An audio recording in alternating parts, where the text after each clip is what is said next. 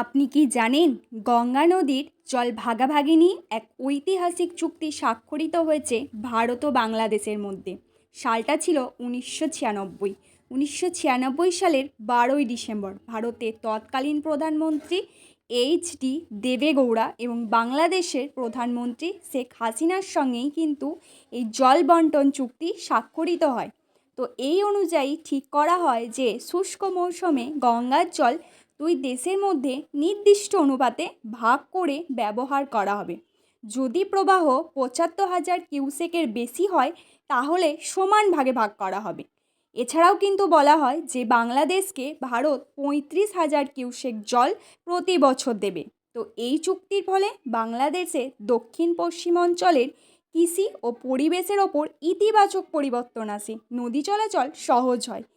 এই চুক্তির মেয়াদ কিন্তু ছিল ৩০ বছর। তো খুব শীঘ্রই কিন্তু এই চুক্তি শেষ হতে চলেছে। 2026 সালের 31 ডিসেম্বর এই চুক্তি শেষ হবে।